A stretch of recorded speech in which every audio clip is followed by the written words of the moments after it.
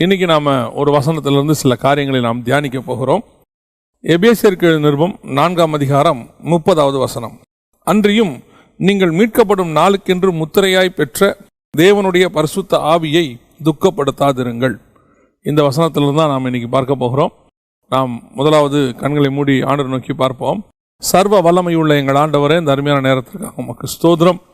நாங்கள் கூடி வந்து ஒவ்வொரு முறை உம்மை ஆராதிக்கும் போதும், உடைய வார்த்தைக்காக காத்திருக்கும் போதும், எடுபடாத நல்ல பங்கை தெரிந்து கொள்ள உட்கார்ந்திருக்கும் போதும், தேவனாகிய கர்த்தர் எங்களோடு கூட இடைப்படுகிறீர். அப்பா, உடைய வசனத்தை அனுப்புகிறீர், வசனத்தினால் இடைகட்டுகிறீர், வசனத்தினால் எங்களை இருதயத்துக்குள்ளே ஊடுருவுகிறீர், எங்கள் எதிர்காலத்திற்கு தேவையான காரியங்களை உங்களுடைய வசனத்தின் மூலமாக உண்டாக்கி கொடுக்கிறீர். ஆண்டவரே, அப்படிப்பட்ட ஜீவனுள்ள வசனம், நித்திய ஜீவ வசனம் எங்களுக்குள்ளே கடந்து வரும்படி நாங்கள் செபிக்கிறோம். கரத்தில் ஒப்பு கொடுக்கிறோம். ஆசீர்வதியும், வழி நடத்தும்.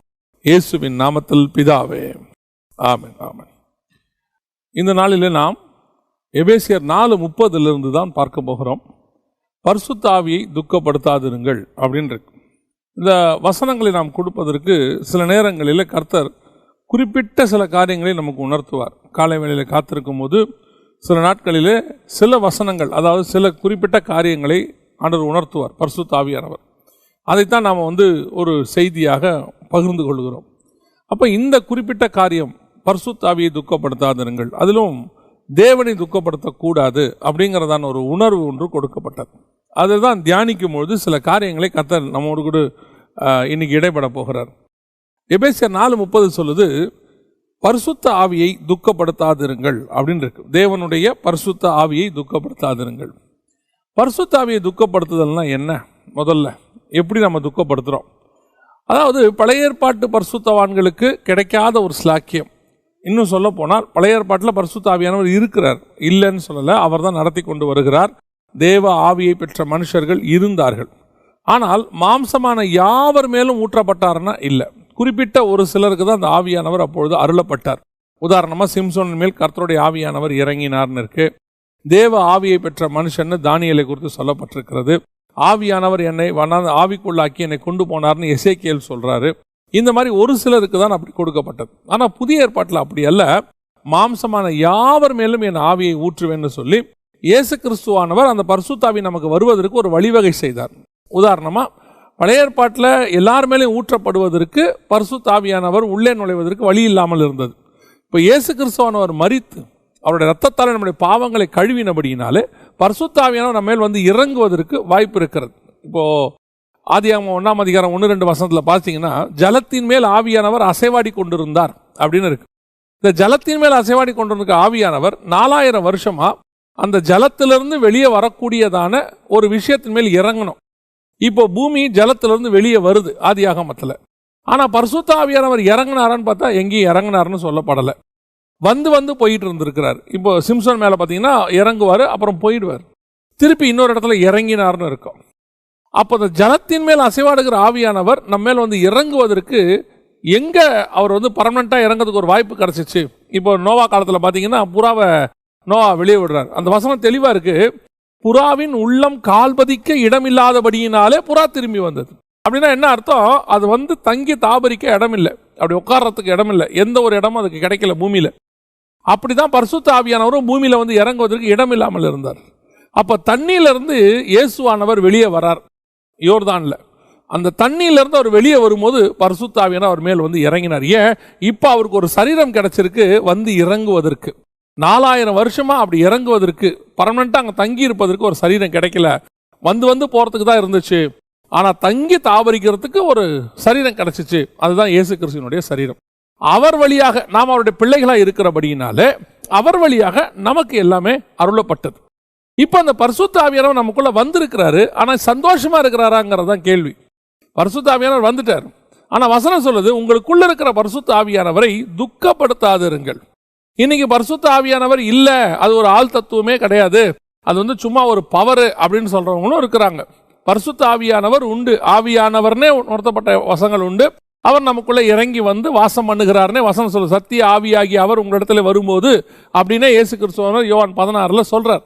ஸோ அவர் வாசம் பண்ணுகிறார் அப்படின்னு நமக்கு சொல்லப்பட்டிருக்கு. இன்னும் சொல்ல போனால் வெளிப்படுத்தின விசேஷத்தில் ஆவியானவர் சபைகளுக்கு சொல்லுகிறதை காது உள்ளவன் கேட்க கடவன் வசனம் சொல்லுது. ஸோ இந்த ஆவியானவர் தான் இந்த இடைப்பட்ட காலம் இயேசு திரும்பி வருகிற வரைக்கும் சபையை நடத்துகிறவராக இருக்கிறார். ஒவ்வொரு காலகட்டத்தில் ஒவ்வொருத்தரும் நடத்துவாங்க. இப்போ பரிசுத்த ஆவியானவர் நடத்துறார்.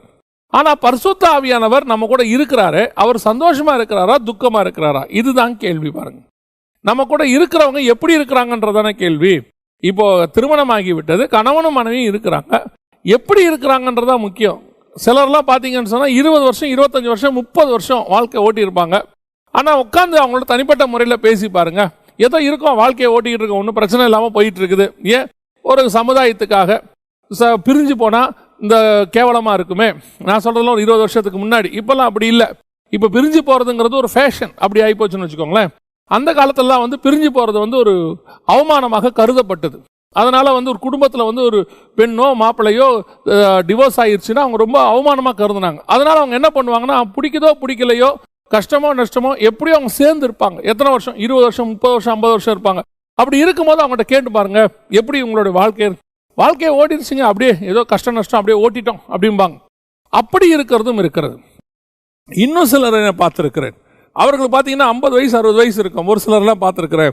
ஒரு வயதானவரை நான் பார்த்தேன். அவர் அந்த பாட்டிமாவை தன்னுடைய மனைவியை, அவங்களுக்கு ஒரு 60 வயசு இருக்கும், அவருக்கு ஒரு 65 வயசு இருக்கும். அந்த கரத்தை பிடிச்சு அவர் கிராஸ் பண்ணி கூட்டிகிட்டு போய் ஒரு இடத்துல உட்கார வச்சு அவங்கள பராமரித்த அந்த விஷயத்தை நான் பார்த்தபோது ஆச்சரியமாக இருந்தது.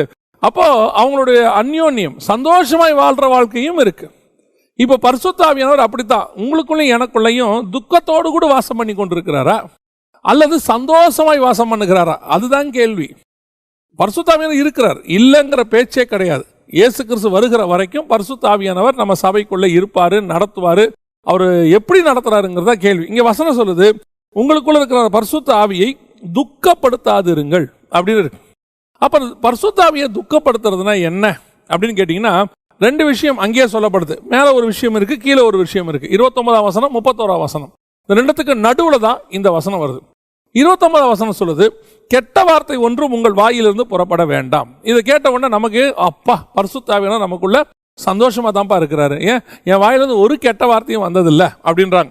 ரட்சிக்கப்பட்டு ஞானஸ்நானம் எடுத்து பரிசுத்த அபிஷேகத்தை பெற்றேன்னு சொல்ற எத்தனையோ பேர் கெட்ட வார்த்தை பேசுறாங்க. அந்த கெட்ட வார்த்தை திடீர்னு வந்துடுது.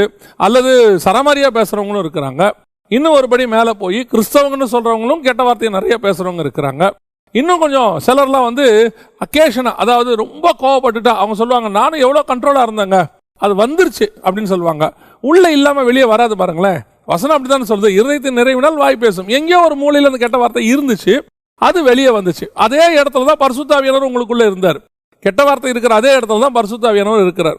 ஸோ நம்ம என்ன சொல்கிறோம் அப்படின்னு சொன்னால், நான் பேசணும்னு நினைக்கலைங்க, ஒரு கோவத்தில் ஏதோ ஒன்று ஆத்திரத்தில் ஒரு வார்த்தை நான் சொல்லிட்டோம். ஆனால் உள்ளுக்குள்ளே கெட்ட வார்த்தை இருக்குன்னு வச்சுக்கோங்க. ஆனால் இங்கே சொல்கிற கெட்ட வார்த்தை அது இல்லை. பாருங்களேன், இதுவே நமக்கு இதுதான் நம்ம கெட்ட வார்த்தைங்கிறோம். இந்த லெவலுக்கே நமக்கு சந்தோஷப்பட்டுக்கிட்டு இருக்கிறோம். பரவாயில்ல, நான் பரிசுத்தவான், என் வாயிலேருந்து ஒரு கெட்ட வார்த்தை வரல, நான் அந்த மாதிரிலாம் எதுவுமே பேச மாட்டேன் அப்படின்னு சொல்லி. சமீபத்தில் ஒரு பரிசுத்தவானை பற்றி நான் கேள்விப்பட்டேன்.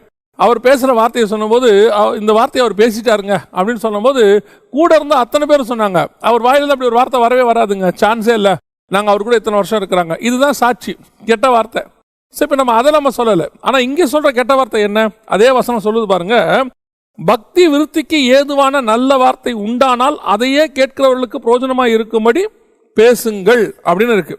நல்ல வார்த்தை எது, கெட்ட வார்த்தை எது அப்படின்னா, பக்தி விருத்திக்கு ஏதுவாக பேசுறது மட்டும்தான் நல்ல வார்த்தை. பக்தி விருத்திக்கு ஏதுவல்லாமல் பேசக்கூடிய எல்லாமே கெட்ட வார்த்தைன்னு பைபிள் சொல்லுது. நீங்க பேசக்கூடிய வாயிலிருந்து புறப்படக்கூடிய வார்த்தை எப்படி இருக்கணுமா, பக்தி விருத்திக்கு ஏதுவா இருக்கணும், அதுவும் கேட்கிறவர்களுக்கு பிரயோஜனமா இருக்கணும். அந்த மாதிரி ஒரு வார்த்தையை பேசுறீங்களா தான் கேட்கிறார். இன்னைக்கு நம்ம கெட்ட வார்த்தை பேசுறது இல்லை. ஆனா நம்ம என்ன நினைக்கிறோம், நாங்க குடும்பம் உட்காந்து எல்லாரும் சில காரியங்கள்லாம் பேசுவாங்க. அந்த காரியங்கள்லாம் பார்த்தீங்கன்னா அது உலக பிரகாரமாக இருக்கும், கிரிக்கெட்டை பற்றி இருக்கும், சினிமாவை பற்றி இருக்கும், அரசியலை பற்றி இருக்கும், நிறைய விஷயங்கள் இருக்கும். இதில் என்னங்க தப்பு இருக்குது அப்படின்னு கேட்குறாங்க. ஆனால் வசனம் சொல்லுது, உங்களுக்குள்ள இருக்கிற பரிசுத்த ஆவியானவர் அதை குறித்து துக்கப்படுகிறார். ஏன் துக்கப்படுகிறார்னா, இந்த வாயின் வார்த்தை இருக்கு பாருங்க, அதுக்கு ஒரு பவர் இருக்கு. எப்படிப்பட்ட பவர்? ஜீவனும் மரணமும் எல்லாம் அதில் தான் இருக்கு. ஆண்டவர் எதில் பவர் கொடுத்துட்டு போயிருக்காரு நீங்க நினைக்கிறீங்க? அவர் சொல்றாரு, என் நாமத்தினாலே பிசாசுகளை துரத்துவீர்கள். அப்ப நம்ம சொல்லணும், அந்த நாமத்தை உச்சரிக்கணும். பாருங்களேன், அதை உச்சரிக்கிறதுனா அந்த வாயில் வார்த்தைக்கு ஒரு பவர் இருக்குன்னு அர்த்தம். அது மட்டும் இல்ல, ரட்சிப்பு எப்படி உண்டாகுது நீங்க நினைக்கிறீங்க? வசனம் சொல்லுது, இருதயத்தினால் விசுவாசித்து வாயினால் அறிக்கை பண்ணணும். அப்ப நம்ம வாயின் வார்த்தைக்கு ஒரு பவர் இருக்குது. இந்த பவரை நம்ம எப்படி யூஸ் பண்றோங்கிறது தான் முக்கியம். சரமாரியா உட்காந்து ஜாலியா பேசலாம், தப்பு கிடையாது. அது கெட்ட வார்த்தைன்னு கிடையாது உலக பிரகாரமாக. ஆனா ஆவிக்குரிய விதத்தில் அதுதான் கெட்ட வார்த்தை. ஏன் அப்போ உலக பிரகாரமா பேசுற கெட்ட வார்த்தை என்ன? அதுதான் நீங்க ரட்சிக்கப்பட்டு வந்துட்டீங்களே, வந்த பிறகு உங்ககிட்ட அப்படி ஒன்று இருக்கவே கூடாது. டிஃபால்ட் அப்படி ஒன்று இருக்கவே இருக்காதுன்னு வச்சுக்கோங்களேன். அப்படி இன்னும் இருக்குன்னா உங்க ரட்சிப்புலேயே இன்னும் பிரச்சனை இருக்குன்னு அர்த்தம். எங்கேயோ ஒரு இடத்துல நான் அர்ஜென்ட்டாக நான் கெட்ட வார்த்தை பேசிட்டேன், ஒரு ஆத்தத்தில் பேசிட்டேன்னா இன்னும் ரட்சிப்பு பூரணப்படல, உங்களுக்குள்ள இன்னும் கொஞ்சம் பலவீனம் இருக்குன்னு அர்த்தம். நான் பேசுறது அந்த லெவல் இல்லை, நான் 2வது லெவலுக்கு வரேன். முதல் லெவல்ல இருந்து 2வது லெவல்ல என்ன இருக்குது அப்படின்னு கேட்டீங்கன்னா, பக்தி விருத்திக்கு ஏதுவல்லாம எதை பேசினாலும் அது கெட்ட வார்த்தைன்னு பைபிள் சொல்லுது. அதன் நிமித்தம் பரிசுத்த ஆவியானவர் துக்கப்படுகிறார். நான் இப்பொழுது விசுவாசிகளை குறித்து மாத்திரம் சொல்லவில்லை, நான் சபையை குறித்தும் சொல்லுகிறேன். விசுவாசிகள் வீடுகளில் நம்ம உட்கார்ந்து எதை பேசிக்கிட்டு இருக்கிறோம்? கர்த்தருக்கு பிரியமானதை பேசுறோமா இல்ல துக்கப்படுத்துற மாதிரி பேசுறோமா? ஏதாவது அத்தியாவசியமா பேசுறது வேற. நீங்க என்ன சாப்பாடு இன்னைக்கு செய்யட்டும், பிள்ளைங்களுக்கு என்ன ஃபீஸ் கட்டியாச்சா, என்ன படிக்கிறாங்க, என்னப்பா படிக்கிற, இதெல்லாம் வந்து நம்ம பக்தி விருத்திக்கு ஏதுவா இருக்குதா? அப்ப இதெல்லாமே நம்ம பேசுறோமே, அதை கேட்கல ஆண்டவர். இது தவிர்த்து உட்காந்து ஒன்று தேவையில்லாம ஒன்று அரட்டை அடிச்சுக்கிட்டு இருப்போம், கதை பேசிக்கிட்டு இருப்போம்ல, தேவனை தேடாதபடிக்கு உட்காந்துக்கிட்டு வேற எதையோ பத்தி புரோஜனம் அல்லாத வைக்க காரியம் இருக்கும். அதான் இங்க வசனம் சொல்லுது, கேட்கிறவர்களுக்கு புரோஜனமா இருக்கும்படி. எது புரோஜனம் இப்போ, எது புரோஜனம் இல்லை அப்படின்னு பார்க்கணும். சும்மா தாங்க உட்காந்து பேசிக்கிட்டு இருக்கிறேன், அது புரோஜனம் இல்லை. நீங்க பேசக்கூடிய ஒவ்வொன்றுத்துக்கு பின்னாடியும் ஏதோ ஒரு பக்தி விருத்தி இருக்கணும். ஒரு சில ஊழியர்களாக பிரயாணம் பண்ணுவோம். பிரயாணம் பண்ணும்போது அந்த பிரயாணத்தில் நான் உணர்ந்திருக்கிறேன், ஒரு சிலரோட பிரயாணம் பண்ணும்போது பக்தி விருத்திக்கு ஏதுவான காரியங்கள் எதுவுமே இருக்காது.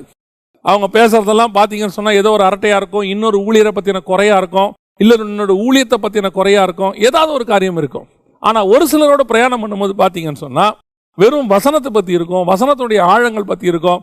அவங்களுக்கு எங்களுக்கு அந்த நேரமே பத்தாது. அந்த 1 மணி நேரம் 1.5 மணி நேரம் டிராவல் பண்ணுறோம்னா போனதே தெரியாது. தேவனுக்கு ஏதுவாக பக்தி விருத்திக்கு ஏதுவாக இன்னைக்கு நம்முடைய சம்பாஷணைகள் எப்படி இருக்குன்னு பார்க்கணும். நீங்க இந்த வசனத்துல பேச பேச பேச பேச நான் உங்களுக்கு சொல்றேன், இந்த வசனத்தை குறித்து அதிகமாய் பேச பேச பேச உங்களுடைய வாயின் வார்த்தைகளுக்கு ஒரு வல்லமை வரும்.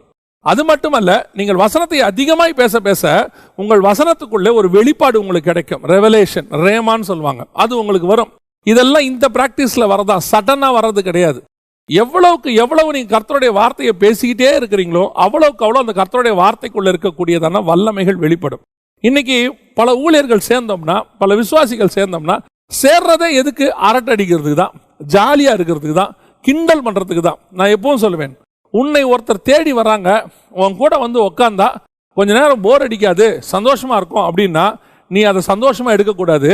நீ ராங்கா வெளிப்பட்டிருக்கிற மக்களுக்கு உன்னை ஒரு ஜோக்கர் ஆக்கி இருக்கிறாங்க, அல்லது உன்னை வந்து ஒரு என்டர்டைனர் ஆக்கி இருக்கிறாங்க. உன் கூட உட்காந்தா ஜாலியா இருக்கும், உன்னை இன்ட்ரெஸ்டிங்கா இருக்கும். அவர் கூட கொஞ்ச நேரம் உட்காந்தோம்னா அப்படியே ஏதாவது கமெண்ட் அடிச்சுக்கிட்டு இருப்பாரு, டைம் போனதே தெரிலங்க, 1 மணி நேரம் போனதே தெரிலன்னு நீ சந்தோஷப்படாத. உன்னை என்டர்டைனர் ஆக்கி இருக்கிறாங்க, அல்லது உன்னை ஒரு ஜோக்கர் மாதிரி ஆக்கி இருக்கிறாங்க. ஆனால் அதே நேரத்தில் அந்த மனுஷனோட இப்படி உட்காந்தோம்னா 2 வார்த்தை கிடைக்கும், அல்லது அவங்க கூட உட்காந்தோம்னா ஏதாவது ஒன்று பேசுவோம்ல, ஒரு ப்ரெசன்ஸ் இருக்கும், அல்லது அந்த மனுஷன் கூட உட்காந்து பேசும்போது கர்த்தருடைய வார்த்தை வெளிப்படும்னு சொன்னாங்கன்னா அதுதான் ஆவியானவர் உன்னை குறித்து சந்தோஷப்படுகிறார்னு அர்த்தம். அப்படிப்பட்டவர்கள் மட்டும் உன்னை தேடி வருவார்கள். அதற்கு பிறகு ஏன் உங்க வாயிலிருந்து கெட்ட வார்த்தை ஒன்றும் புறப்படாது, என்டர்டெய்னிங்கா ஒண்ணுமே இருக்காது, ஒன்லி ரெவலேஷனா இருக்கும். ஒன்றி தேவனுடைய ஸ்பிரிச்சுவல் காரியங்கள் வெளிப்படும் போது உன்னை தேடி வருகிறவர்கள் அப்படிப்பட்டவர்களாகவே இருப்பார்கள்.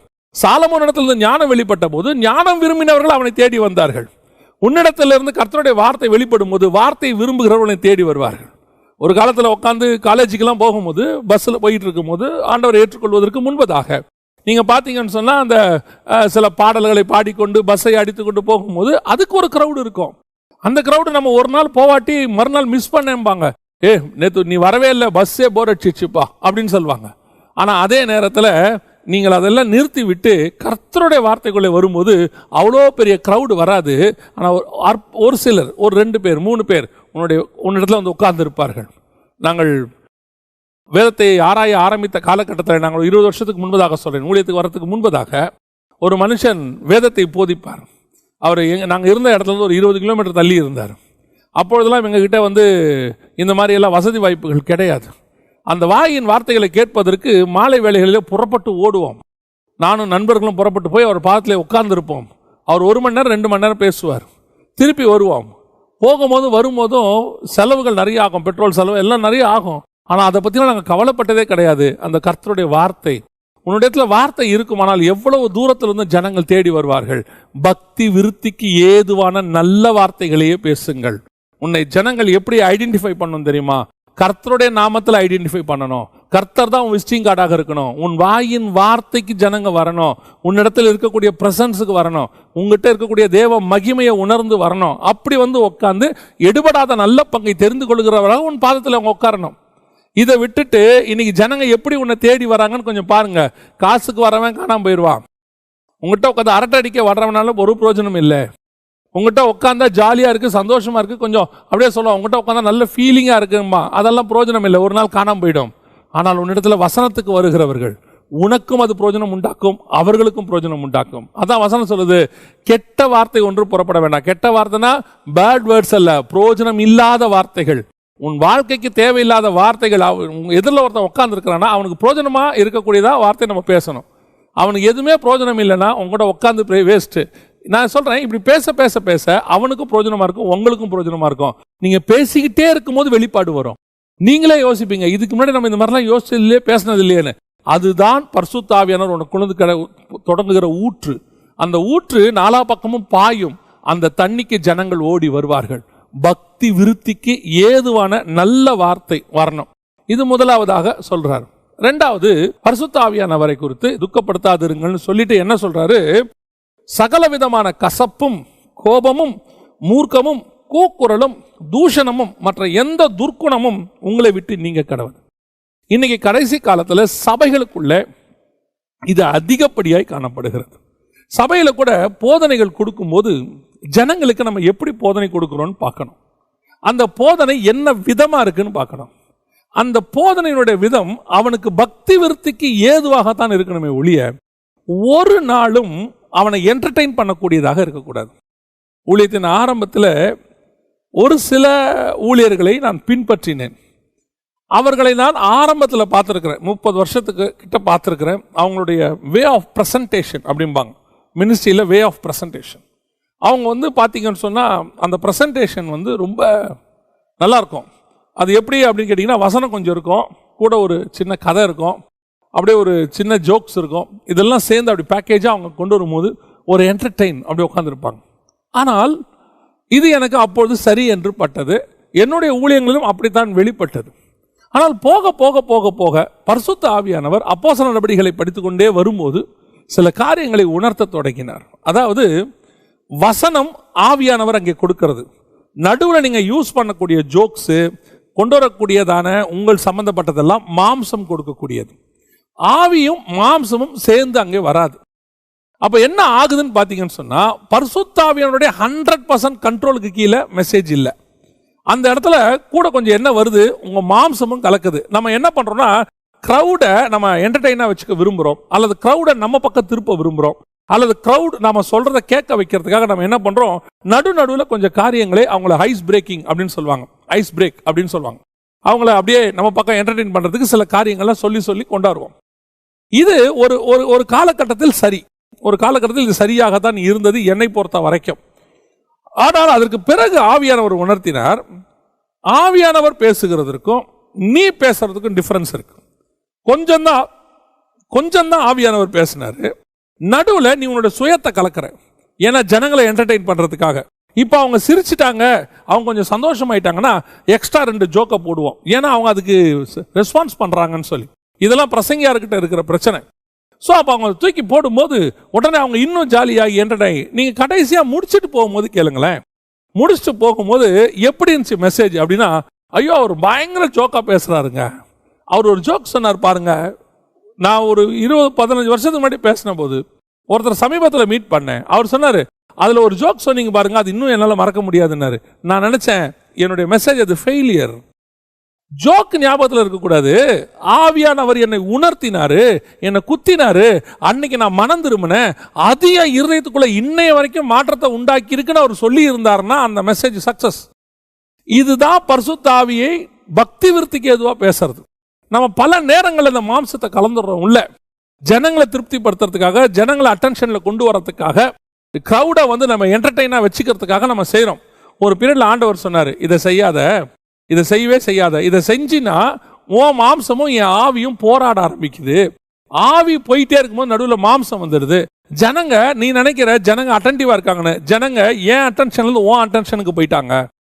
இது ரொம்ப யோசிச்சு நம்ம செய்ய வேண்டிய ஒரு விஷயம். நான் சொல்றேன், நீங்க பேசிக்கொண்டே இருங்க, பரிசுத்த ஆவியில நிரம்பி பேசிக்கிட்டே இருங்க. நீங்க எந்த ஜோக்கும் சொல்லவே வேண்டாம், நீங்க எந்த விதமான கதை கூட சொல்ல வேண்டாம். ஆனால் உன்னை நோக்கி கிரௌட் 100% அட்டென்ஷன்லேயே உட்கார்ந்திருக்கும். அந்த அட்டென்ஷனை கொண்டு வந்தது நீங்கள் அல்ல, உங்கள் வாயின் வார்த்தையின் மூலமாய் பரிசுத்த ஆவியானவர்.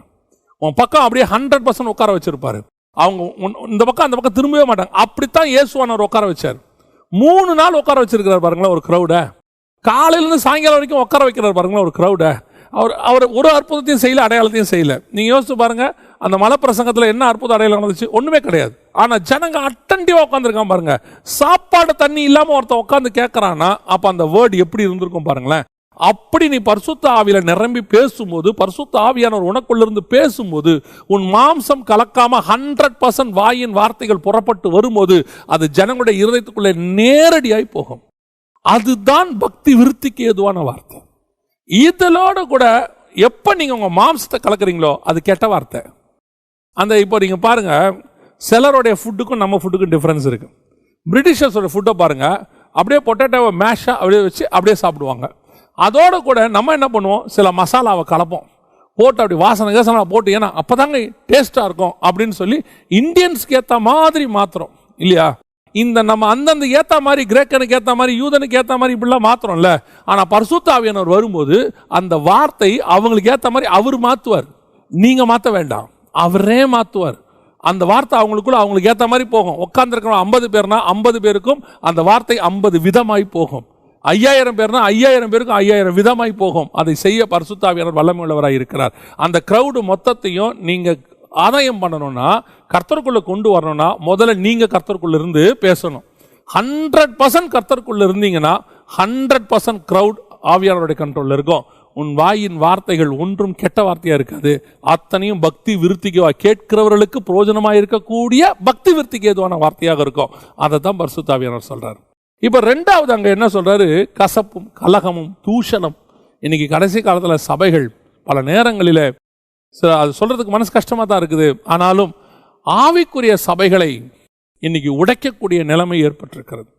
பல இடங்களிலே ஆவிக்குரிய சபைகள் உடைந்து போகிறது. உடைஞ்சு போறது கூட பிரச்சனை இல்லை. அதாவது சிதறி போனவர்கள் எங்கும் சுவிசேஷத்தை பிரசங்கித்தார்கள் இருக்க. அப்படி உடைஞ்சு சபை பலுகி பெருகி வந்தா கூட பரவாயில்லை, அது கூட பிரச்சனை இல்லை பாருங்களேன். ஆனா அப்படி நடக்கும்போது அங்கே கலகம் உண்டாகுது. அந்த கலகத்துல உள்ளுக்குள்ள இருக்கிற ஜனங்கள் தூஷணமான வார்த்தைகளை பேசுகிறார்கள். அது மட்டுமல்ல, அந்த கலகத்தை அடக்குவதற்கு புறஜாதியார் உள்ளே வருகிறார்கள். புறஜாதியார் உள்ளே வந்து அந்த சமாதானத்தை கொண்டு வராங்க. பவுல் சொல்றாரு, உங்களுக்குள்ளே ஒரு சமாதானத்தை ஏற்படுத்த உங்களால முடியலன்னா இருக்கிறவங்களே லீஸ்டான ஒரு ஆளை தெரிஞ்சுக்கிட்டு அவனை நீங்க அந்த வழக்குக்கு கொண்டு வாங்க. அது கூட எதுக்கு சொல்றேன்னா, உங்களுக்கு அவமானப்படத்தக்கதாக சொல்றேன்னு சொல்றாரு. இன்னைக்கு சபைகள் கலகங்களால் நிறைந்திருக்கிறது. எப்படி பரிசுத்த ஆவியானவர் சந்தோஷமா இருப்பார் சொல்லுங்க? பரிசுத்த ஆவியானவர் அசைவாடுகிற சபைன்னு சொல்றோம், ஆவிக்குரிய சபைகள்னு சொல்றோம். இன்னைக்கு அந்த சபைகளுக்குள்ளே கலகம், தூஷணம், அந்த சபை இந்த வசனத்தில் சொல்ற அத்தனையும் இங்க இருக்கு.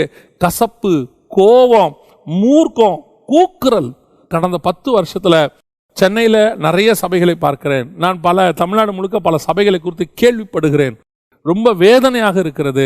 சபைகள் அங்க இருக்கக்கூடியதான அந்த குரூப்பா, நான் கேபாவை சார்ந்தவன் என்றும், நான் பவுலை சார்ந்தவன் என்றும், நான் அப்போலோவை சார்ந்தவன் என்றும் என்று அன்னைக்கு என்ன பிரச்சனை வந்துச்சோ இன்னைக்கு அதே பிரச்சனை சபைகளுக்குள்ள அதே மாதிரி கூக்குரல், தூஷணம், கேவலமான வார்த்தைகள். இவர்கள் எல்லாம் தேவ மனுஷர்களா என்றால் நான் சொல்லுவேன், தேவ மனுஷர்கள் அல்ல. தேவனுடைய மனுஷன் அப்படி செய்ய மாட்டான். தேவனுடைய மனுஷன் தேவ சமூகத்தில் ஒப்படைத்து விட்டு, ஆண்டவரை நீர் பொறுப்படுத்திக் கொள்ளும் என்று சொல்லுவான். இன்னைக்கு என்ன நடக்குது பாருங்க. அது யார் சைடு தப்பு, யார் சைடு சரியில்லை, அதெல்லாம் நமக்கு 2வது, அது ஆண்டவர் பார்த்துக்கிறான்னு வச்சுக்கோங்களேன்.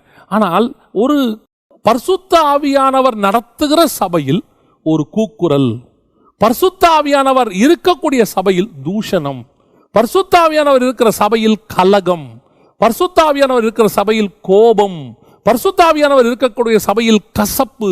அப்படி இருந்தால் அங்கே பரிசுத்த ஆவியானவர் துக்கத்தோடு கூட இருக்கிறார். எப்படி இருக்கும் யோசித்து பாருங்க. இன்னைக்கு சபை எப்படி இருக்குதோ அப்படித்தான் அந்த வீடும் இருக்கும். சபையினுடைய அபிஷேகம் அந்த சபையில் இருக்கக்கூடிய விசுவாசிகள் வீட்லையும் இருக்கும். சபை கூக்குரலிட்டா விசுவாசி வீட்லையும் கூக்குரல் இருக்கும். சபையில் ஒரு கசப்பு இருந்தா விசுவாசி வீட்டில் இருக்க இந்த அபிஷேகத்தோட தான் அவங்க வீட்டுக்கு போறாங்க. பரிசுத்தாவின் அபிஷேகத்தோடு அவங்க வீட்டுக்கு போனால் பரிசுத்தாவின் நிறைவு இருக்கும். நீ கசப்பையும் கூக்குரலையும் கோபத்தையும் மூர்க்கத்தையும் அந்த இடத்துல கொண்டு வந்து ஜனங்களுக்குள்ள போராட்டத்தை நீங்கள் கொண்டாந்துட்டீங்கன்னா அதே அபிஷேகத்தை வீட்டுக்கும் போவாங்க. நான் சொல்லுகிறது குறிப்பிட்ட எந்த சபையும் அல்ல, அநேக சபைகள் இப்பொழுது அந்த பிரச்சனைக்குள்ள இருக்கிறது. பரிசுத்த ஆவியானவர் துக்கத்தோடு கூட இருக்கிறார். ஒரு காலத்தில் அந்த சபைகளிலே பரிசுத்த ஆவியானவர் அசைவாடி 1000 கணக்கான ஆத்துமாக்களை கொள்ளை பொருளாய் கொண்டு வந்த சபைகள். எத்தனையோ சபைகள் இப்படிப்பட்டவர்களாலே துண்டு துண்டாகி சபைகளுக்குள்ளே தேவையற்ற காரியங்கள் நடந்து சபைகளுக்குள்ளே ஜனங்களை சமாதானப்படுத்துவதற்கு புறஜாதியார் உள்ளே வந்து, இது பரிசுத்த ஆவி விரும்பக்கூடிய காரியம் இல்லை. பரிசுத்த ஆவியை துக்கப்படுத்தாதிருங்கள். நான் சொல்றேன், பரிசுத்த ஆவியானவர் அசைவாடுகிற சபையில அந்நிய காரியம் நடந்துருச்சுன்னா அதற்கான விலை அதிகம் கொடுக்கப்பட வேண்டி இருக்கும். இன்னைக்கு நிறைய பேர் அதை உணர மாட்டேங்கிறாங்க. ஏதோ இப்போ பிரச்சனை சரியாயிரும் அப்புறமா பின்னாடி இல்லை, இதுக்கான விலையை நாம் கொடுக்க வேண்டி வரும். நம்ம நிறைய பைபிளில் இதுக்கான ஆதாரங்கள் இருக்கு. ஆரம்பத்தில் ஒரு சின்ன தப்பு பண்ணியாச்சு, அதோட முடிஞ்சிருச்சான்னு பார்த்தீங்கன்னா அதற்கான ஒரு கிரயத்தை கர்த்தர் செலுத்த வைப்பார். எல்லாத்துக்கும் உண்டு, தாவீதுக்கும் உண்டு, அது மோசேக்கும் உண்டு, அது ஆரோனுக்கும் உண்டு, அத்தனை பேருக்கும் உண்டு. அவர்கள் செய்ததுக்கு ஒரு கிரயத்தை கர்த்தர் செலுத்த வைப்பார். அந்த அந்த அந்த கிரயத்தை செலுத்த வைப்பாருங்கிற பயம் இல்லாததுனால தான் இதெல்லாம் நடக்கும். உங்களை அழைத்த பரிசுத்த ஆவியை, உங்களை அபிஷேகித்த பரிசுத்த ஆவியை, உங்களை நடத்தின பரிசுத்த ஆவியானவரை, இன்னும் சொல்ல போனால் உங்களுக்குள் இருக்கிற பரிசுத்த ஆவியானவரை தயவு செய்து இப்படிப்பட்ட செய்கைகளினாலே துக்கப்படுத்தாதிருங்கள். உங்கள் வீடுகளிலே கூக்குரல் இடாதிருப்பதாக, கணவன் மனைவிக்குள்ளே கூக்குரல் வராதிருப்பதாக. இன்னைக்கு பரிசுத்த ஆவியை பெற்றோன்னு சொல்றவங்களுக்குள்ள அமைதி இல்லை, சமாதானம் இல்லை, சண்டைக்கு தீவிரித்தல், கூக்குரல். இன்னைக்கு வீடுகளுக்குள்ள எப்படி சபைகளுக்குள்ள உட்கார்ந்து ஒன்று ஆராதிக்கிறீங்க? உங்கள் நிமித்தம் ஒரு செத்த நீங்க அப்படிப்பட்ட ஒரு கூக்குரலோடு கூட, ஒரு கசப்போடு கூட, ஒரு மூர்க்கத்தோடு கூட, ஒரு சமாதானம் இல்லாமல் சபைக்குள்ள நீங்க உட்கார்ந்தீங்கன்னா நீங்க ஒரு செத்த நீங்க பரிசுத்த ஆவியை துக்கப்படுத்துறவங்க. சபைக்குள்ள ஒப்புரவாகி சபை என்பது சரிப்படுத்துகிற இடமாக இருக்கணும். இன்னைக்கு நிறைய பேர் வந்த வண்ணமா திரும்பி போறாங்க. கணவன் மனைவியும் பிரச்சனையோட சபைக்கு வராங்க, சபையில் அது சால்வ் ஆகணும் இல்லையா? சால்வ் ஆகாம அதே பிரச்சனையோட திரும்பி போய் ஒரு வாரம் கசப்போட இருக்கிறாங்க. அடுத்த வாரம் வராங்க, அடுத்த வாரமும் சரியாகல, அடுத்த 2 வாரம் கசப்போட இருக்கிறாங்க. அதுக்கப்புறம் குடும்ப பிரிவினைக்கு நேராக போகும். எப்பவுமே வசனம் சொல்லுது, சூரியன் அஸ்தமிக்கிறதுக்குள்ள சரி ஆயிரணும். கணவனுக்கு மனைவிக்குள்ள இருக்க பிரச்சனை, அது வீட்டுக்குள்ள இருக்கிற எந்த பிரச்சனையா இருந்தாலும் சூரியன் அஸ்தமிக்கிறதுக்குள்ள எல்லாம் பரிசுத்த ஆவி துக்கப்படுவார். உங்களுக்குள்ள இருக்கிறார். தயவு செய்து உட்கார்ந்து 2 பேரும் பேசுங்க. சபைகளுக்குள்ள அப்படிப்பட்ட காரியங்கள் வராதிருப்பதாக, சபைக்குள்ளே கூக்குரல் தூஷணமான காரியங்கள் வராதிருப்பதாக. முதலாவது, பரிசுத்த ஆவியை நம்ம எதனால துக்கப்படுத்துகிறோம்? புரோஜனமற்ற வார்த்தைகளை பேசுகிறதுனாலே. புரோஜனமற்ற வார்த்தைகளை மட்டும் இல்ல, தூஷணம், கூக்குரல், இது போன்ற சம்பவங்களாலே பரிசுத்த ஆவியை நாம் துக்கப்படுத்துகிறோம். 2வது, தேவனை நாம் எப்படி துக்கப்படுத்துகிறோம்? 1 சாமுவேலின் புஸ்தகம் 15ஆம் அதிகாரம் 35வது வசனம் சொல்லுகிறது, சவுல் மரணமடையும் நாள் மட்டும் சாமுவேல் அப்புறம் அவனை கண்டு பேசவில்லை. இஸ்ரவேலின் மேல் சவுலை ராஜாவாக்கினதற்காக கர்த்தர் மனஸ்தாபப்பட்டது நிமித்தம் சாமுவேல் சவுலுக்காக துக்கித்துக் கொண்டிருந்தான் அப்படின்னு இருக்கு. இங்க கர்த்தர் ஒரு காரியத்தை செஞ்சிருக்கிறார். என்ன பண்ணிருக்கிறாரு? சவுலை ராஜாவாக்கி இருக்கிறார். அவரே அப்புறம் சொல்றாரு, அவனை ராஜாவாக்கினதுக்கு நான் மனஸ்தாபப்படுகிறேன் அப்படிங்கிறார். ஒரு அபிஷேகத்தை கர்த்தர் கொடுத்திருக்கிறாரு, ராஜாவாக அபிஷேகம் பண்ணிருக்கிறார். யாரு? சாமுவேல் தான் அபிஷேகம் பண்ணிருக்கிறார். அபிஷேகம் பண்ணப்பட்ட மனுஷனை பார்த்து கர்த்தர் மனஸ்தாபப்படுகிறார். இவனை ஏன் தான் அபிஷேகம் பண்ணேனோ? இன்னைக்கும் இதே நிலைமை அநேகருக்கு ஏற்பட்டிருக்கிறது. இன்னைக்கும் இருக்கிறாங்க.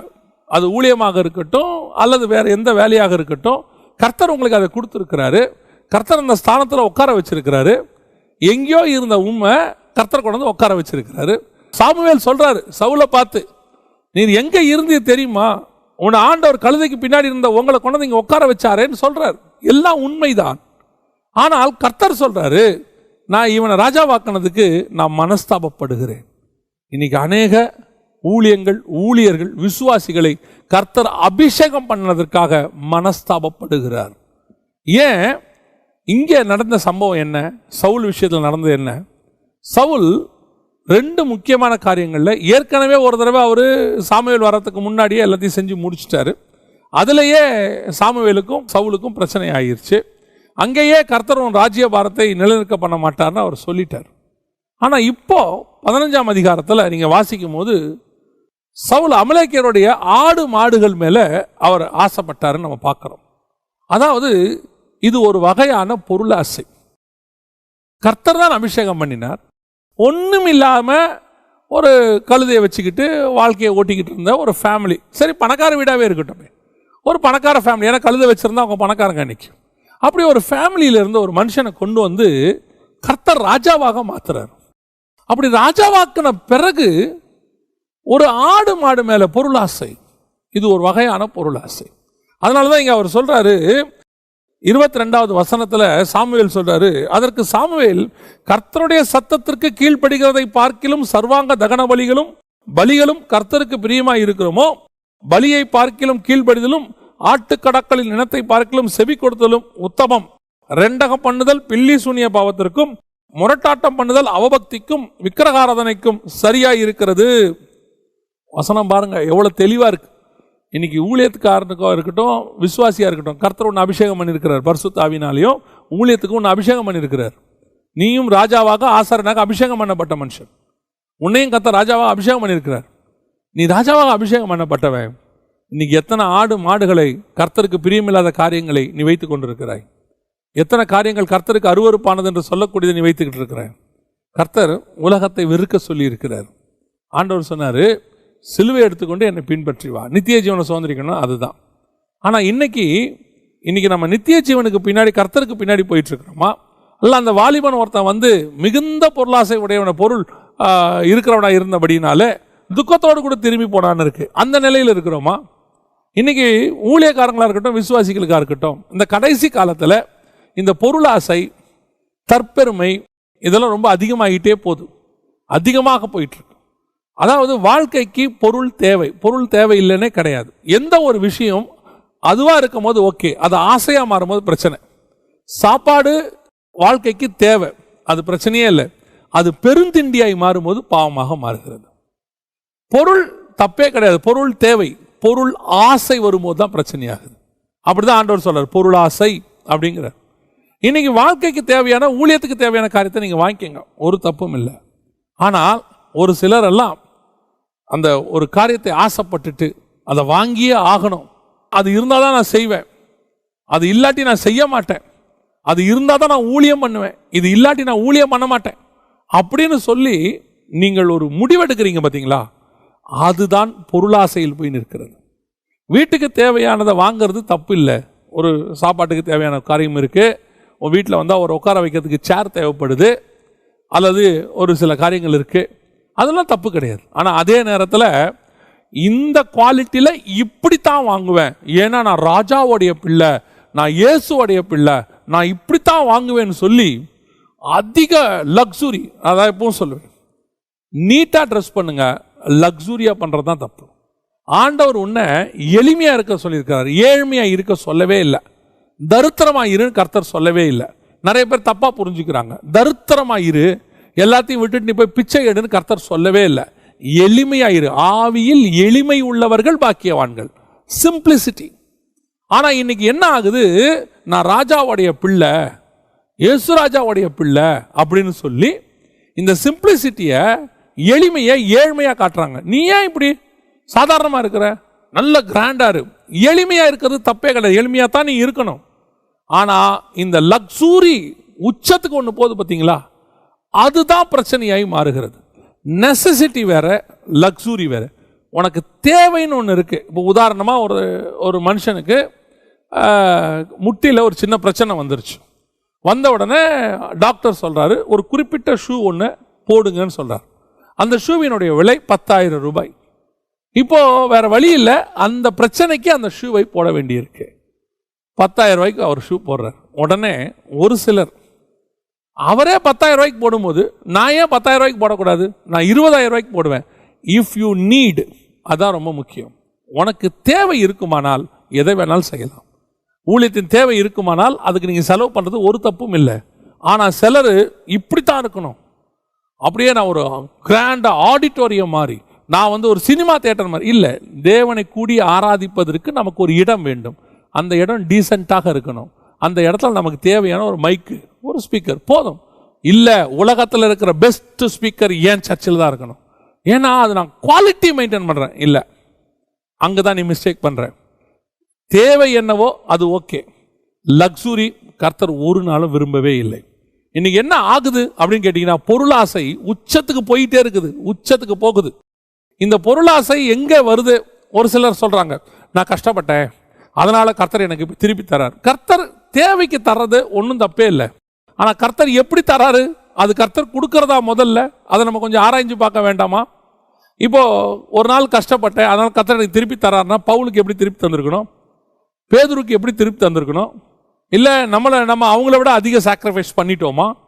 இல்லை அவங்க நம்மளை விட குறைவான ஊழியம் பண்ணிட்டாங்களா? நம்ம அவங்களோட அதிக ஊழியம் பண்ணிட்டோமா? அவர்களுக்கும் தேவை. இப்போ பாருங்க, இயேசு கிறிஸ்து ஊழியம் பண்ணாரு, ஒரு பணக்கார வீட்டில் போய் சாப்பிட்றாரு, ஒரு சீமோன் வீட்டில் போய் சாப்பிட்றாரு. அவன் வீட்டுக்கு போனோம்னா நல்லா விருந்து கொடுத்துருப்பாங்க. அந்த வீட்டில் போய் உட்காந்துட்டு, இயேசுநாதர் நான் எளிமையாக சாப்பிடக்கூடியது, எனக்கு ஒரு அரை சப்பாத்தி கொடுங்க, எனக்கு மேலாம் வேண்டாம், இதெல்லாம் ஆடம்பர ஃபுட்டு இல்லை, அது இல்லை. எனக்கு நான் ஒரு உதாரணம் சொன்னால் உங்களுக்கு புரியும்னு நினைக்கிறேன். ஒரு முறை ஊழியத்துக்கு போயிட்டு நாங்கள் கொண்டிருக்கிறோம், வர வழியில் ஒரு ஹோட்டல்ஸுமே இல்லை, சாப்பிடவும் இல்லை, மணி 2:30 மணி ஆயிடுச்சு. அந்த வழியாக வரும்போது அங்கே ஒரு ஹோட்டல் இருந்தது. அப்போ கூப்பிட்டுட்டு போனவங்க சொன்னாங்க, பிரதர் இங்கே சாப்பிட்ருவோமா, மணி 2:30 ஆகிப்போகுது, ரொம்ப பசின்னு. சாப்பிட்றலாம். போய் இறங்கி போனோம். அங்கே ஒரு சாப்பாடு 150 ரூபாய் சொன்னாங்க. என் கூட மனுஷன் சொன்னார், இல்லை நான் இங்கே சாப்பிட மாட்டேன், இன்னும் ஒரு 2 மணி நேரம் ட்ராவல் பண்ணி போயிட்டோம்னா அங்கே சாப்பாடு 100 ரூபாய் தான், இது ஆடம்பர ஹோட்டல். நான் சொல்கிறேன், இன்னும் 2 மணி நேரம் போகிறதுக்குள்ளே உங்கள் சரீரம் எப்படி பாதிக்கப்படுமோ, அல்சர் வருமோ, என்ன பிரச்சனை வருமோ, அது உங்கள் இஷ்டம். ஆனால் இது ஆடம்பரம் அல்ல, அத்தியாவசியம். தேவை வரும்போது ஒரு 50 ரூபா அதிகம் கொடுத்து சாப்பிட்றதுங்கிறது வேற விஷயம். ஆனால் அதுக்கப்புறம் நான் அந்த மாதிரி ஹோட்டலில் மட்டும்தான் சாப்பிடுவேன், வேற எங்கேயும் சாப்பிட மாட்டேங்கிறது தான் தப்பு. அதுதான் லக்ஸுரி. இந்த காரியத்தை நீங்கள் புரிஞ்சுக்கிட்டீங்கன்னா உங்களுக்கு நல்லதாக இருக்கும். எதுக்கு சொல்ல வரேன்? இன்னைக்கு இந்த பொருளாசை அதிகமாகிக்கொண்டே போகிறது. கர்த்தர் ஒன்று சொல்லி, அதுவும் அதோட பெரிய விஷயம், இதில் ஆவியானவர் எங்கே துக்கப்படுறார் தெரியுமா? கண்டிப்பாக ஆவியானவர் அந்த இடத்துல உங்களுக்கு ஒரு உணர்த்துதலை கொடுப்பார், ஏதாவது ஒரு வகையில் தெரியப்படுத்துவார். அந்த கழுதை செவுத்துல வச்சாது மோதும் பாருங்களேன், உங்களை போக விடாமல் தடுக்கிறதுக்கு. அந்த பொருள் உங்களுக்கு கிடைக்க விடாமல் ஏதாவது செய்வார், அல்லது உங்களுக்குள்ள ஒரு சமாதானத்தை எடுப்பார், அல்லது இது வேணாங்கிறது எப்படியாவது உணர்த்துவார். ஆனால் ஒரு சிலர் அதுக்கு செவி சாய்க்க மாட்டாங்க. செவி சாய்க்காம இந்த பிழையா மாதிரி மீறி செய்வாங்க. அதை எப்படியாவது வாங்கணும். அடுத்து என்ன செய்வாங்க தெரியுமா? அதை கொஞ்சம் அதிக காசு கொடுத்தாவது வாங்கிடுவோம், பரவாயில்ல இருக்கட்டும், நான் வாங்கணும்னு முடிவு பண்ணிட்டேன், நான் முடிவு பண்ணால் கண்டிப்பாக செய்வேன். கர்த்தர் தடுத்தும் செய்கிறவங்க இருக்கிறாங்க. இதுதான் சவுல் செஞ்சது. கர்த்தர் சொல்றாரு, அமலேக்கியர் ஆடு மாடு வேணாப்பா. அதுக்கு அவன் சொல்ற வார்த்தை என்ன தெரியுமா? கர்த்தருக்கு பலி செலுத்துவதற்கு, ஆண்டவருக்காக பலி செலுத்துறதுக்கு. இன்னைக்கு நிறைய பேர் அதான் சொல்லி தெரியுறோம், மினிஸ்ட்ரிக்காக தாங்க இதெல்லாம், மினிஸ்ட்ரிக்காக தான் இப்படி நாங்கள் பண்றோம். இல்லை, மினிஸ்ட்ரிக்காக எளிமையா செய்யுங்க, மினிஸ்ட்ரிக்காக தேவையோட செய்யுங்க. அதுல ஒரு தப்பும் இல்லை. ஆடம்பரம் தேவன் விரும்பாத ஒன்று. கர்த்தர் அதை அருவருக்கிறார். அல்லது கர்த்தர் வேணான்னு சொல்ற விஷயத்தை கீழ்ப்படிதல். ஒரு விஷயத்தை நல்ல கவனிங்க, கர்த்தர் ஒன்று சொன்னா அதுக்கு கீழ்ப்படியணும். ஆவியானவர் வேணான்னா வேணாம், அது 5 ரூபாயானாலும் வேணாம் தான், 50,000 ரூபானாலும் வேணாம் தான். இது வேணான்னு கர்த்தர் சொல்லிட்டாருன்னா வேணாம். 5 ரூபா தானே, இது ஏன் கர்த்தர் வேணாங்கிறாரு? வாங்கி வச்சுப்போம். இல்லை, கர்த்தர் சொல்றது வேணாம், அவ்வளோதான். அது 5 ரூபா 50 ரூபாங்கிற பிரச்சனை கிடையாது, கீழ்ப்படிதலா இல்லையாங்கிறதா. பழம் சாப்பிடணுமா சாப்பிடலையாங்கிறது அந்த இடத்துல எது பிரமாணம்? கீழ்ப்படிதான் பிரமாணம். இங்க என்ன சொல்றாரு பாருங்க, 23ஆம் வசனத்தில் சொல்றாரு, நீர் கர்த்தருடைய வார்த்தையை புறக்கணித்தீர், ஆகவே நீர் ராஜாவா இராதபடிக்கு கர்த்தர் உம்மை புறக்கணித்து தள்ளினார். ஒன்று தெரிஞ்சுக்கோங்க, எந்த இடத்துல கர்த்தர் நம்மளை ரிஜெக்ட் பண்றாருன்னு நமக்கு தெரியாது, நமக்கு தெரியவே தெரியாது. இதோட நீ முடிஞ்ச அப்படின்ட்டாரு. இதுல கொடுமை என்ன தெரியுமா? அடுத்த 38 வருஷம் சவுல் ராஜாவாக இருக்கிறார். ஏன்னு சொன்னா அந்த வசனம் எப்படி ஆரம்பிக்குதுன்னா, சவுல் ராஜாவாக இருந்த 2வது வருஷம், ராஜ்யபாரம் பண்ணின 2வது வருஷம்னு அந்த 13:1 இருக்கு. 13:1-2 வாசிக்கும் போது சவுல் ராஜ்யபாரம் பண்ணி 1 வருஷம் ஆயிற்று. அதுக்கப்புறம் தான் அந்த பிரச்சனை வருது. அதுக்கப்புறம் நீங்க வாசித்து பாருங்க, கிட்டத்தட்ட ஒரு 30 வருஷத்துக்கு மேல சவுல் ராஜாவா இருந்திருக்கிறார். தாவீது இன்னும் ராஜாவாகல, கர்த்தர் புறக்கணித்து தள்ளின பிறகு. இதுதான் பிரச்சனையே. கர்த்தர் நிறைய பேரை ஊழியத்தை தள்ளிட்டார், ஆனா ராஜாவாகவே இருப்பாங்க. கர்த்தர் அதெல்லாம் தடுக்கவே மாட்டாரு. இப்போ யோசித்து கர்த்தர் தள்ளிட்டாரு. மறுநாள் காலையில் சவுலுக்கு வந்து சாப்பாட்டு பிரச்சனை வந்துச்சா? மறுநாள் காலையில் சவுலுக்கு குதிரை இல்லாமல் போச்சா?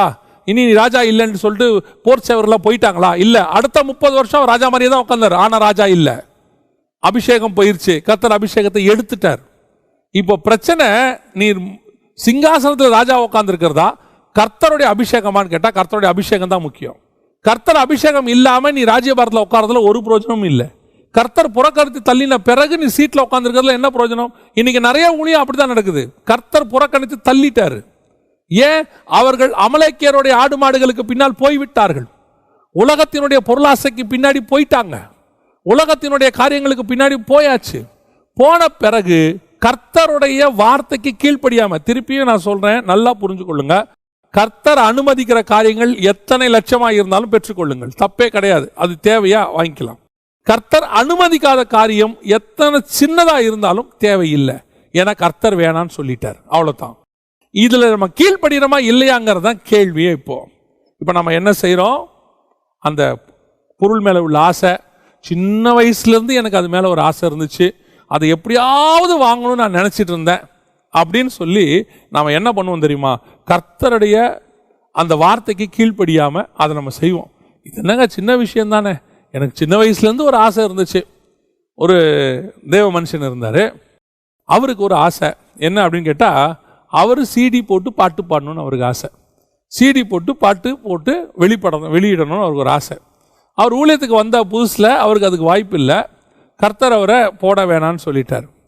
அப்புறம் அவருக்கு காசு வந்துச்சு, நல்ல சிடி போடக்கூடிய வசதி வாய்ப்புக்கு அவர் வந்தார். வந்தபோது ஒரு முறை சிடி போடுறதுக்கான ஆயத்த பணிகள் செஞ்சார்.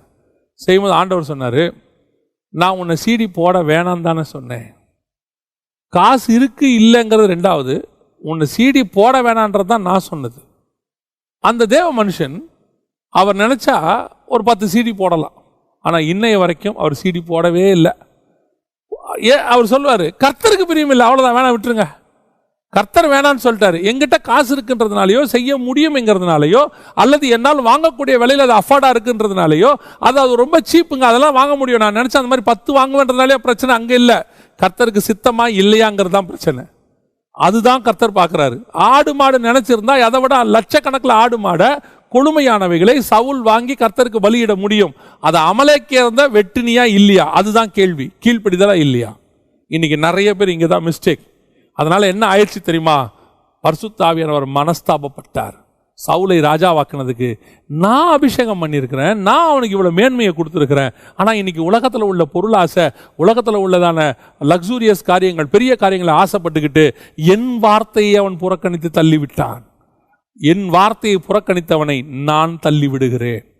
நீ ராஜாவா இருப்ப, ஆனால் உனக்கு ஆல்டர்னேட்டை உருவாக்கி மேலே வந்து உட்கார்ற வரைக்கும் நீ ராஜாவாக தான் இருப்ப. தாவீது வந்து ராஜாவா உட்கார்ற வரைக்கும் உன்னை கர்த்தர் ராஜாவா தான் உட்கார வச்சிருப்பாரு. ஆனால் நீ கர்த்தருடைய பார்வையில் ராஜா அல்ல. உன் ஊழியம் கர்த்தருடைய பார்வையில் விருப்பமானதல்ல. கர்த்தர் உன்னை பயன்படுத்துகிறார் என்று சொல்ல முடியாது. நீ கர்த்தரால் புறக்கணித்து தள்ளப்பட்டவனாய் மாறி விடுவாய். இன்னைக்கு ஆண்டவர்கிட்ட கேளு, ஆண்டவரே, நான் நீர் விரும்புகிறதை மட்டும் செய்யணும் ஆண்டவரே, 100%. எனக்கு பலன் இருக்குன்றதுனால நான் எல்லாத்தையும் செஞ்சிடக்கூடாது ஆண்டவரே. எனக்கு பலன் இருந்தாலும் இல்லாவிட்டாலும் நீர் சொல்றதை மட்டும்தான் நான் செய்வேன் ஆண்டவரே. அதை தாண்டி நான் வேற ஒண்ணுமே செய்ய மாட்டேன். என் பலன் அதனால் குன்றி போனாலும் பரவாயில்ல ஆண்டவரே, நீங்க சொல்றதை மட்டும் செய்வேன். அப்படி ஒரு தீர்மானம் விடுங்க, உங்களுக்குள் இருக்கிற பரிசுத்த ஆவியானவர் சந்தோஷப்படுவார். நீ கர்த்தருடைய வார்த்தையை மீறி செய்ய செய்ய அவர் மனஸ்தாபப்பட்டார். வசனம் சொல்லுது, சவுலை ராஜாவாக்கின நிமித்தம் கர்த்தர் மனஸ்தாபப்பட்டார். உன் மேல கர்த்தர் அபிஷேகம் பண்ணார்னா அந்த அபிஷேகத்தை பறித்து கர்த்தர் சந்தோஷப்படணும். நல்ல வேளை இவனை ஊழியக்காரனாக்குனேன், அவன் என்னை சந்தோஷப்படுத்துறான்னு கர்த்தர் சொல்லணும். இவனை நம்பி ஒரு சபையை கொடுத்த, எனக்கு சந்தோஷமா இருக்குன்னு கர்த்தர் சொல்லணும். அந்த சந்தோஷம் கர்த்தருக்குள்ள வரணும். அப்படி வராம உன் நிமித்தம் துக்கம் வந்தா கர்த்தர் மனஸ்தாபப்படுகிறார்.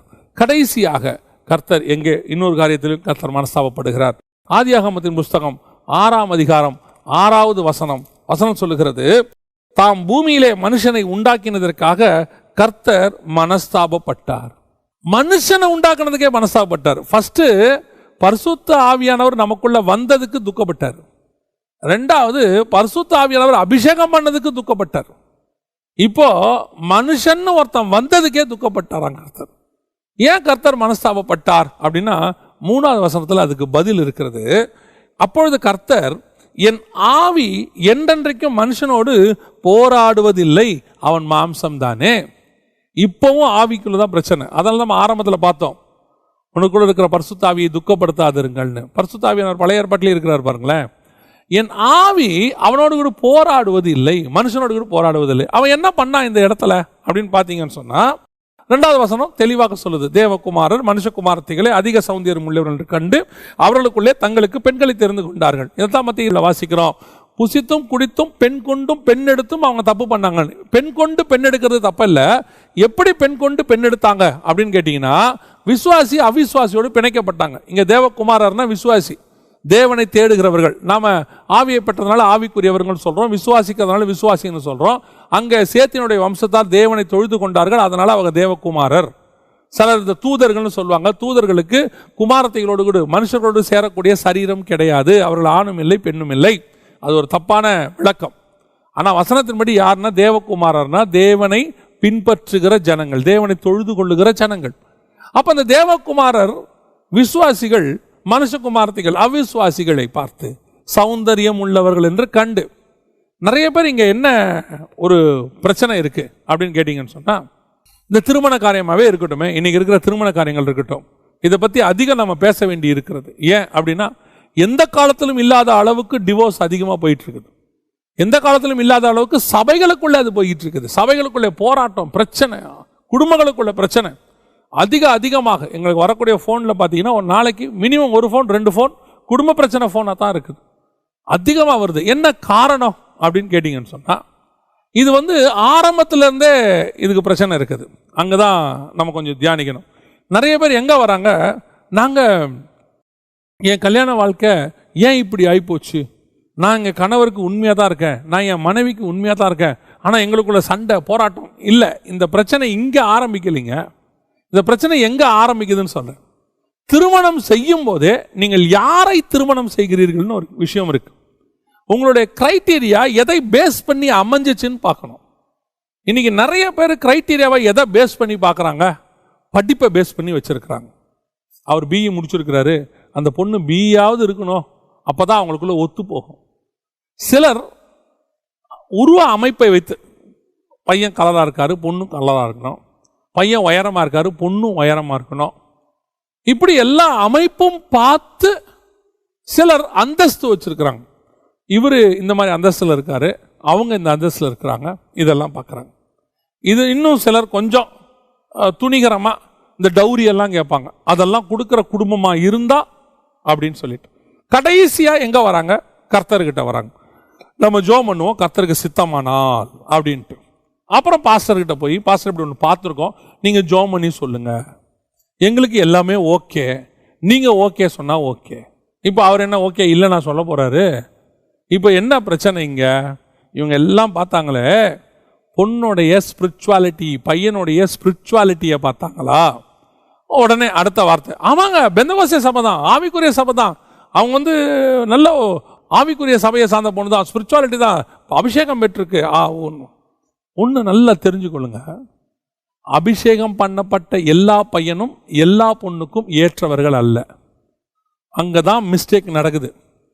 ஒரு ஆதாமுடைய விலா எலும்புகளில் ஒன்றை எடுத்து, அதான் ரொம்ப முக்கியம். நிறைய ஆவிக்குரிய பொண்ணு இருக்கும், அதுல இவனுக்கு ஏத்தது எதுன்னு பார்க்கணும். நிறைய ஆவிக்குரிய பையன் இருப்பான், அதுல கர்த்தர் இவங்களுக்கு ஃபிக்ஸ் பண்ண விலா எலும்பு எது, அந்த பையன் யாருன்னு நீங்க பார்க்கணும். இன்னைக்கு ஆவிக்குரியவங்களா இருந்தாலே ஓகே தான். ஆவிக்குரியவர்கள் திருமணம் பண்ணி எத்தனை குடும்ப பிரச்சனைகள் இருக்கு, ஆவிக்குரியவர்கள் திருமணம் பண்ணி ஸ்பிரிச்சுவாலிட்டின்னு கல்யாணம் பண்ணி எத்தனை குடும்பம் பிரிஞ்சிருச்சு. அப்ப இவங்கெல்லாம் ஆண்டவருக்குள்ள தேவசித்தம் இல்லாம பண்ணாங்களா? அப்ப இவங்களுக்கு திருமணம் பண்ணி வச்சதெல்லாம் பரிசுத்தவான்கள் இல்லையா? அப்ப இவங்க திருமணம் பண்ண இடம் பரிசுத்த ஸ்தலம் இல்லையா? ஏன் பிரிஞ்சாங்க? அங்கதான் விஷயமே இருக்கு. கர்த்தர் இணைத்ததை வேற யாரும் பிரிக்கவே முடியாது, பிரிக்காதிருப்பான் ஆக. அப்ப எங்க இது வருது, எல்லா ஆவிக்குரிய பையனும் எல்லா ஆவிக்குரிய பொண்ணுக்கும் செட் ஆகாது. கர்த்தர் நியமிச்ச அங்கதான் இங்க இருக்க விஷயமே இருக்கு. கர்த்தர் சொல்லி இது செய்யணும். நீ உயரத்தை பார்த்துட்டு, நீ அழகை பார்த்துட்டு, சம்பாத்தியத்தை பார்த்துட்டு, எல்லாத்தையும் பார்த்துட்டு, அப்புறம் ஆமா ஆவிக்குரிய சபை தான், ஸ்பிரிச்சுவல் சபை தான், நல்ல ஒரு சபையில 10 வருஷமா இருக்கிற பையன் தான், பாஸ்டர் கிட்ட நல்ல ஊழியம் பண்ற பையன் தான், அப்புறம் ஏன் பிரிவினை வருது? இங்க இவங்க ஆவியில இருந்தாலும் இந்த ரெண்டும் கர்த்தர் சொன்னதான் பார்க்கணும். அப்படி இல்லாவிட்டால் என்ன ஆகும்? இந்த மாதிரி தான் நடக்கும். போராட்டம் வருது. இன்னைக்கு நிறைய வீட்டில் அதான் நடைபெற்று கொண்டிருக்கிறது. இது கூட அக்செப்டபிள் ஒரு பக்கம், அவங்க ஏதோ தெரியாமல் பண்ணிட்டாங்க, ஆனால் ஆவிக்குரியதான். ஆனால் ஒரு சிலர் துணிகரமாக மாம்சத்தின்படி இருக்கிற தேவனை அறியாத, நான் இந்த இடத்துல எங்கே வரேன், சமீபத்தில் என்ன ஒருத்தர் கேட்டாங்க, நீங்கள் கலப்பு திருமணத்தை ஆதரிக்கிறீங்களா அப்படின்னு. கலப்பு திருமணம்னா என்ன? முதல்ல ஒரு மனுஷனுக்கும் ஒரு மாட்டுக்கும் கல்யாணம் பண்ணாதான் கலப்பு திருமணம். ஒரு மனுஷனுக்கும் ஒரு மனுஷிக்கும் பண்ணால் அது கலப்பு திருமணம் கிடையாது. அப்போ அவங்க கலப்புன்னு எதை கேட்குறாங்க அப்படின்னு கேட்டிங்கன்னா, அவங்க கேஸ்ட்டை கேட்குறாங்க. ஒன்று நல்லா தெரிஞ்சுக்கொள்ளுங்க, இயேசுவின் ரத்தத்தால் கழுவப்பட்ட பிறகு நோ கேஸ்ட். அதுக்கு முன்னாடியுமே கிடையாது. அவங்க பார்க்குறாங்க, அது மனம் திரும்பாத காரணத்தினால பார்க்குறாங்க. எப்போ நீங்கள் ஆண்டவரை ஏற்றுக்கொண்டீங்களோ, எப்போ இயேசுவின் ரத்தத்தால் கழுவப்பட்டுட்டீங்களோ, ஒரே ரத்தத்தால் கழுவப்பட்ட நாம் எல்லாமே ஒரே சபைக்குள்ளே இருக்கிறோம், தேவனுடைய சரீரத்துக்குள்ளே இருக்கிறோம். இங்கே ஒரு சரீரத்துக்குள்ள ஒவ்வொரு கை ஒரு ஜாதியாகவும் கால் ஒரு ஜாதியாகவும் இருக்காது.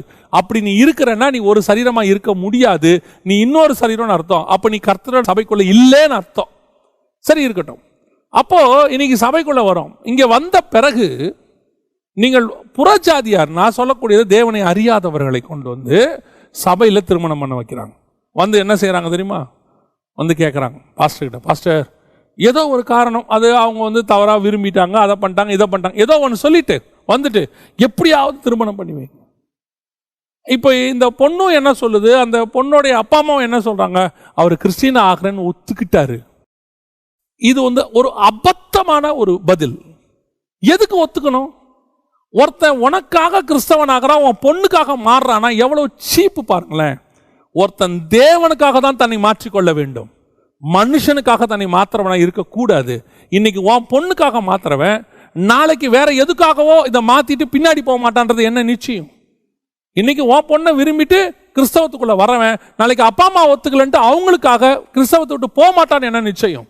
இன்னைக்கு நிறைய பெற்றோரும் அந்த தப்பை செய்யறாங்க, நிறைய பிள்ளைகளும் அந்த தப்பை செய்யுது. யார் எங்க ஆவி போராடுது மாம்சத்தோட? இந்த மாதிரி ஆட்களோட தான் போராடுது. இவங்க உடனே அவங்களுக்கு ஒரு ஞானஸ்தானம், காலையில ஞானஸ்தானம், சாயங்காலம் கல்யாணம், முந்தின நாள் ஞானஸ்தானம், சாயங்காலம் கல்யாணம். இன்னைக்கு இதெல்லாம் கர்த்தர் சொல்றாரு, ஆவி மனுஷனோடு கூட போராடுகிறது. இன்னைக்கு அதான் சபைக்குள்ள தேவனை துக்கப்பட ஆண்டவர் சொல்ற, மனஸ்தாபப்படுகிறேன். இப்படிப்பட்டவனெல்லாம் நான் சபைக்குள்ள கொண்டு வந்தேன்னு கர்த்தர் மனஸ்தாபப்படுகிறார். எதுக்கு? இந்த மாதிரி ஆளெல்லாம் நான் ரட்சித்தேனே. மனுஷனை உண்டாக்கினதுக்கு கர்த்தர் மனஸ்தாபப்பட்டார். இன்னைக்கு சபைக்குள்ள இப்படிப்பட்ட ஆட்கள், இவங்களுக்கு திருமணம் செஞ்சு வைக்கிறதுக்குன்னு ஒரு குரூப்பான ஊழியக்காரங்க இருக்கிறாங்க. அதெல்லாம் விசாரிக்கிறதே கிடையாது. அவன் பிள்ளை ரட்சிக்கப்பட்டதா, பையன் ரட்சிக்கப்பட்டானா, எந்த சபை, எத்தனை வருஷமா போய்கிட்டு இருக்கிறாங்க, எவ்வளவு ஆவிக்குரிய அனுபவம் இருக்கு, கர்த்தருக்குள்ள எவ்வளவு ஸ்திரப்பட்டிருக்காங்க, ஊழிய அனுபவம் இருக்கா, எதுவும் கேட்கறது கிடையாது. அதெல்லாம் பரவாயில்ல, இருக்கட்டும். அவர் இன்னைக்கு வந்துட்டார்ல, பேரை மாத்திட்டார்ல, ஞானஸ்தானம் நேத்து எடுத்துட்டார், ஓகே ரைட், செஞ்சு வச்சிடலாம். அப்படிப்பட்ட குடும்பங்களில் 99 குடும்பங்களில் பிரச்சனை தான், 99 குடும்பங்களில் பிரிவினை தான். 1-2 ஏதோ ஒன்று அட்ஜஸ்ட் பண்ணி ஓடிக்கிட்டு இருக்கு. கர்த்தர் அருவருக்கிறார். கர்த்தர் சொல்றார், மனஸ்தாபப்படுகிறேன். அப்படிப்பட்டவங்க சபைக்குள்ள வச்சு கல்யாணமும் பண்றீங்க, அப்படிப்பட்டவங்களை நீங்க சபையில தூக்கியும் பேசுறீங்க. நாளைக்கு இவன் பண்ற தப்ப இன்னொருத்த பண்ணும்போது நீங்க எப்படி கேட்பீங்க? சபையில அவனுக்கு பண்ணி வச்சிங்களே. ஏன் அதை விட கொடுமை ஊழியக்காரன் வீட்டுகளில் இது நடக்குது, ஊழியக்காரன் குடும்பங்கள் இது நடக்குது, இந்த அபத்தம் நடக்குது. எப்படி உன் சபையில் நாளைக்கு தைரியமா நீ பிரசங்கம் பண்ணுவ? நாளைக்கு விசுவாசிகள்ல 10 பேர் இதே மாதிரி நின்னா எப்படி முடியாதுன்னு உன்னால சொல்ல முடியும்? அப்படி பண்ணி வச்சா உன் சபை கொள்ளையர்கள் கூடாரமா இல்ல இருக்கும். இன்னைக்கு அதான் நடைபெற்று கொண்டு இருக்கிறது. ஆவியும் அப்புறம் என்ன இருக்கு சபைக்குள்ள? பரிசுத்த ஆவியானவர் இங்க இருந்து வராருன்னு வச்சுப்போமே, கீழ இருந்து மாம்சம் போராடிட்டு இருக்கு. ஏன்னா உட்கார்ந்து இருக்கிறவன் எல்லாம் பையனுக்காகவும் பொண்ணுக்காகவும் ஆண்டவர் ஏற்றுக்கொண்டவங்க. அவன் மாம்சம் உட்கார்ந்து இருப்பான், இங்க ஆவி ரெண்டும் போராடும். அதான் கர்த்தர் சொல்றாரு, என் ஆவி மாம்சத்தோடு கூட போராடுவதில்லை. இப்படிப்பட்ட சபையை உண்டாக்கினதுக்கு கர்த்தர் மனஸ்தாபப்படுகிறார். இப்படிப்பட்டவர்களை ரட்சிப்புக்குள்ள கொண்டு வந்ததுக்கு கர்த்தர் மனஸ்தாபப்படுகிறார். நல்லா தெரிஞ்சு கொள்ளுங்க, தேவனுடைய ஆவி எப்பவும் ஆவியோட தான் இருக்கும். மாம்சம் அவர்கள் ஒரே மாம்சமாக இருக்கிற மாதிரி புதிய ஏற்பாட்டில் நம்ம ஒரே ஆவி உடையவர்களாக இருக்கிறோம்.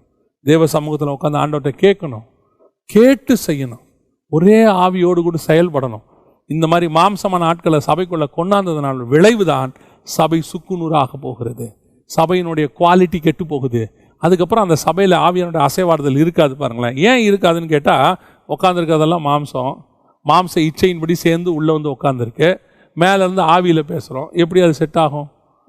அதுக்கான போராட்டம் இருக்க தான் செய்யும். குடும்பங்களில் அப்புறம் அப்புறம் பாருங்கள், பாஸ்டர் வாரம் ஃபுல்லாக பிரச்சனையை தீர்த்துக்கிட்டு இருப்பார்.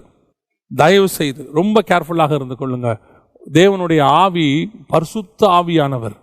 இவர் மாம்சத்தோடு கூட போராட மாட்டார். அவர் வந்ததுக்கு காரணம் என்ன தெரியுமா?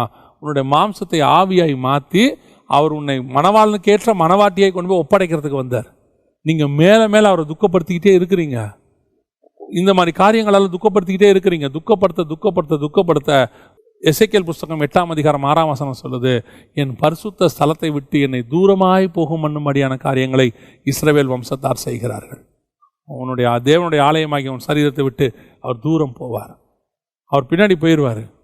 ஒன்று தெரிஞ்சுக்கொள்ளுங்க, பரிசுத்த ஆவியானவர் துக்கப்பட்டு போயிட்டாரு, அதுக்கப்புறம் வர்றது ரொம்ப கஷ்டம். அதனால தான் 51ஆம் சங்கீதத்தில் தாவீது கதறான், ஆண்டவரே உம்முடைய பரிசுத்த ஆவியை என்னை விட்டு எடுக்காமலும், என்னை விட்டு எடுத்துடாதீங்கன்றான். இஸ்ரவேல் ஜனங்கள் சபை போயிட்டு இருக்குது.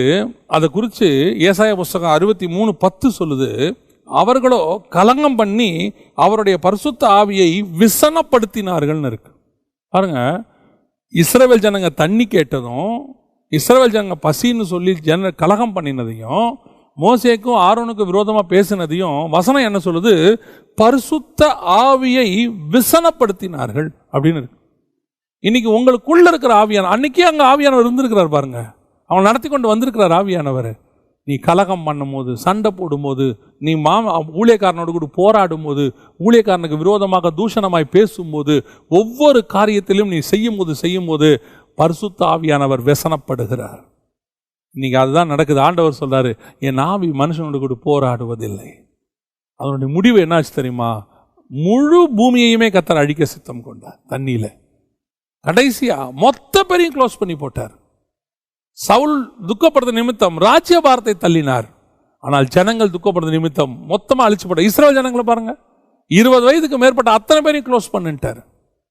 எல்லாம் வனாந்தரத்தில் சாவான். 20 வயசுக்கு கீழே இருக்கிறவன் தான் 40 வருஷம் கழிச்சு அங்கே போவாங்க. இதுக்கு நான் சொல்றேன், பரிசுத்த ஆவியை துக்கப்படுத்த ஒரு காலகட்டம் வரைக்கும் கர்த்தர் பார்த்துட்டே இருப்பார். அதற்கு பிறகு கர்த்தர் ஒப்பு கொடுப்பார். அதான் நடக்குது. இன்னைக்கு உங்களுக்குள்ள பரிசுத்த ஆவியானவரை கர்த்தர் கொடுத்திருக்கிறார். அவரை சந்தோஷமா வச்சுக்கோங்க. பக்தி விருத்திக்கு ஏதுவான காரியங்களை பேசுங்க. தேவையில்லாத காரியங்களை பேசாதீங்க. கெட்ட வார்த்தையே பேசாதீங்க. தேவையில்லாமல் பேசுறது எல்லாமே கெட்ட வார்த்தை தான். உட்காந்து அரட்டை அடிக்கிறதுக்கு பதிலாக நல்ல பக்தி விருத்திக்கு ஏதுவான சில காரியங்களை சொல்லிக் கொடுங்க. பிள்ளைங்களோட வீட்டில் உட்காந்துருக்கீங்களா, சாதாரணமாக பேசுறது நம்ம பேசலாம். ஸ்கூலை பற்றி, சாப்பாடை பற்றி, எஜுகேஷன் பற்றி பேசலாம். மற்ற நேரங்களில் பைபிளை பற்றி சில காரியங்கள் நீங்கள் சொல்லிக் கொடுக்கலாம் அவங்களுக்கு. அதுக்கு அடுத்தபடியாக கர்த்தர் உங்களை அபிஷேகம் பண்ணியிருக்கிறார் ராஜாவாக. விசுவாசியாக இருக்கட்டும், ஊழியக்காரனாக இருக்கட்டும், கர்த்தர் அபிஷேகம் பண்ணினதை ஒரு நாளும் व्यसனப்படுற அளவுக்கு கொண்டு போகக்கூடாது. சவுலை ராஜாவாக்கினதுக்கு கர்த்தர் மனஸ்தாபப்பட்டது நிமித்தம் அப்படி ஆகக்கூடாது. கர்த்தர் நம்மளை நினச்சி சந்தோஷப்படணும். நம்ம கொடுத்த ஊழியத்தை நிமித்தம் கர்த்தர் சந்தோஷப்படணும். உங்களுக்கு கொடுத்த சபையின் நிமித்தம், என்னை நம்பி கொடுத்த பொறுப்புகளின் நிமித்தம், எனக்கு கொடுத்த குடும்பத்தின் நிமித்தம் கர்த்தர் சந்தோஷப்படணும். இவனை நான் அபிஷேகம் பண்ணேன், இந்த அபிஷேகம் பண்ணது எனக்கு சந்தோஷமாக இருக்குது, நான் நினச்சதை அவன் செஞ்சுருக்கிறான்னு கர்த்தர் சந்தோஷப்படணும். கடைசியாக ஒரு நாளும் மாம்சத்தோடு போய் கலக்கக்கூடாது.